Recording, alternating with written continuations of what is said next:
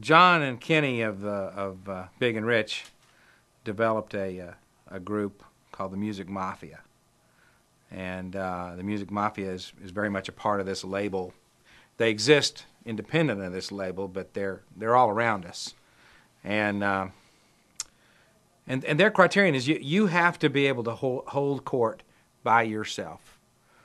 To be good enough, you by yourself, whether you're one person or two or three, have got to be able to get up and hold court and keep people tuned in and watching and listening. No bells, no whistles. That's the bar.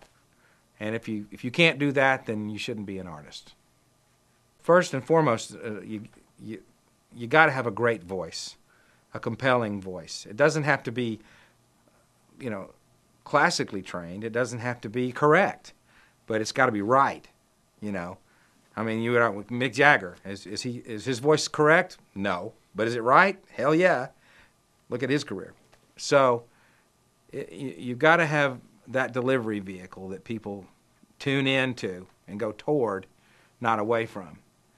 And then second, you got to have something to say. What makes a hit? Well, you tell me, and then you can be the king of the world and own the one record label. The good news about the music business is that there's not any one thing. There's not even just 10 things. So there's a lot of ways to have hits, and there's a lot of latitude. But guys like me, have to have a good batting average.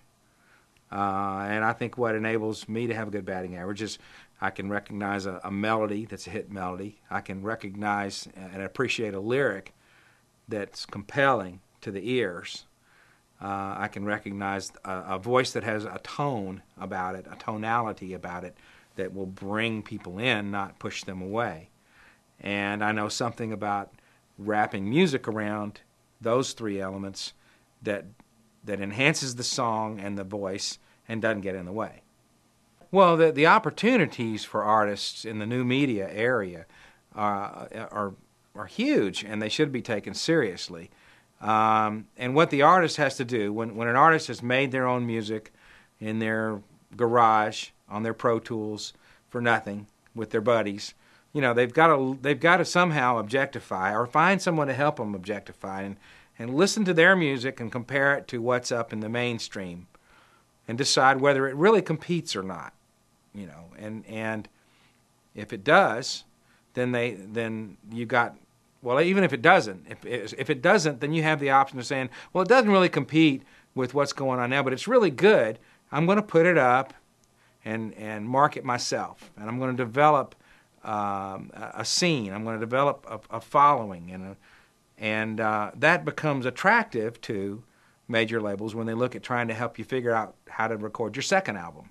If you have made a piece of music that you think competes with major label music, then you have a tough choice to make, because it's easy to think, I'm going to go get a major record deal and do all that. Well, you need to take a hard look at what you're giving away to get,